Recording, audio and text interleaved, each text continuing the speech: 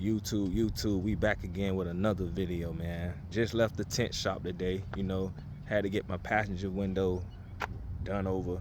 It was peeling in the inside, that's 5%. And I also did the windshield. We did 35, you know what I'm saying? You can kind of see through it, you know. I didn't want to go too dark in the front, you know, when driving at night.